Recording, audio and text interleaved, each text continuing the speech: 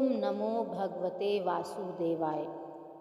युधिष्ठिर बोले, श्री कृष्ण अपने शुभकारिणी सफला एकादशी का वर्णन किया। अब कृपा करके शुक्ल पक्ष की एकादशी का महत्व बताइए। उसका क्या नाम है, कौन सी विधि है तथा उसमें किस देवता का पूजन किया जाता है।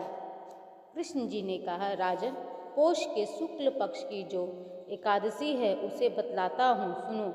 महाराज, संसार के हित की इच्छा से मैं इसका वर्णन करता हूँ। राजन, पूर्वोक्त विधि से यत्नपूर्वक इसका व्रत करना चाहिए। इसका नाम पुत्रता है। यह सब पापों को हरने वाली उत्तम तिथि है।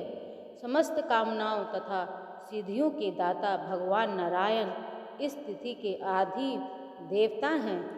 चराचर प्राणियों सहित समस्त त्रिलोकी में इससे बढ़कर दूसरी कोई तिथि नहीं है। पूर्व काल की बात है, भद्रावतीपुरी में राजा सुकेतुमान राज्य करते थे। उनकी रानी का नाम चंपा था। राजा को बहुत समय तक कोई वंशधर पुत्र नहीं प्राप्त हुआ, इसलिए दोनों पति पत्नी सदा चिंता और शोक में डूबे रहते थे।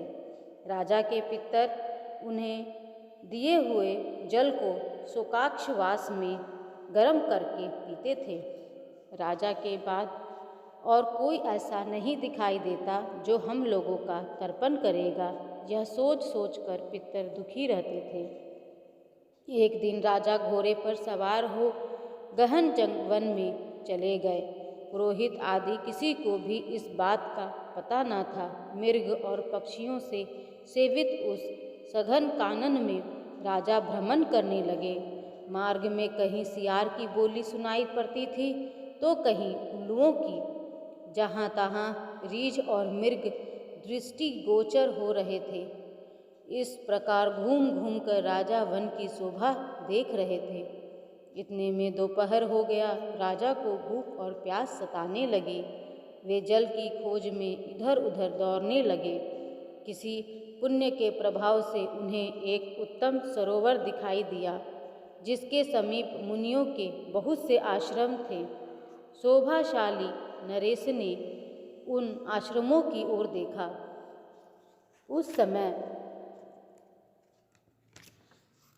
शुभ की सूचना देने वाले शकुन होने लगे। राजा का दाहिना नेत्र और दाहिना हाथ फरकने लगा, जो उत्तम फल की सूचना दे रहा था। सरोवर के तट पर बहुत से मुनि वेद पाठ कर रहे थे। उन्हें देखकर राजा को बड़ा हर्ष हुआ। वे घोड़े से उतरकर मुनियों के सामने खड़े हो गए और पृथक पृथक उन सभी की वंदना करने लगे। वे मुनि उत्तम व्रत का पालन करने वाले थे। जब राजा ने हाथ जोड़कर बारंबार दंडवत किया, तब मुनि बोले, राजन, हम लोग तुम पर प्रसन्न हैं। राजा बोले, आप लोग कौन हैं? आपके नाम क्या हैं तथा आप लोग किस लिए यहाँ एकत्रित हुए हैं? यह सब सच सच बताइए। मुनि बोले, राजन, हम लोग विश्वदेव हैं, यहाँ स्नान के लिए आए हैं। माघ निकट आया है।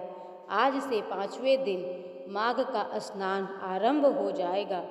आज ही पुत्रदा नाम की एकादशी है, जो व्रत करने वाले मनुष्य को पुत्र देती है। राजा बोले, विश्वदेवगण, यदि आप लोग प्रसन्न हैं तो मुझे पुत्र दीजिए। मुनि बोले, राजन, आज के ही दिन पुत्रदा नाम की एकादशी है। इसका व्रत बहुत विख्यात है। तुम आज इस उत्तम व्रत का पालन करो। महाराज, भगवान केशव के प्रसाद से तुम्हें अवश्य पुत्र प्राप्त होगा। कृष्ण जी कहते हैं, युधिष्ठिर, इस प्रकार उन मुनियों के कहने से राजा ने उत्तम व्रत का पालन किया। महर्षियों ने उपदेश के अनुसार विधिपूर्वक पुत्रदा एकादशी का अनुष्ठान किया। फिर द्वादशी को पारण करके मुनियों के चरणों में बारंबार मस्तक झुकाकर राजा अपने घर आए। तदंतर रानी ने गर्भ धारण किया।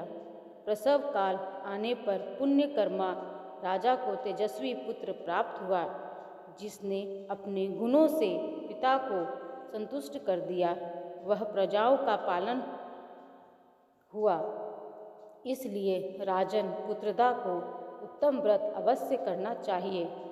मैंने लोगों के हित के लिए तुम्हारे सामने इसका वर्णन किया है। जो मनुष्य एकाग्रित होकर पूर्णता का व्रत करते हैं वे इस लोक में पुत्र पाकर मृत्यु के पश्चात स्वर्गगामी होते हैं। इस महात्म्य को पढ़ने और सुनने से अग्निष्टोकम यज्ञ का फल मिलता है। अगर मेरा वीडियो आपको पसंद आया है तो प्लीज़ मेरे चैनल को लाइक, सब्सक्राइब और शेयर कीजिएगा।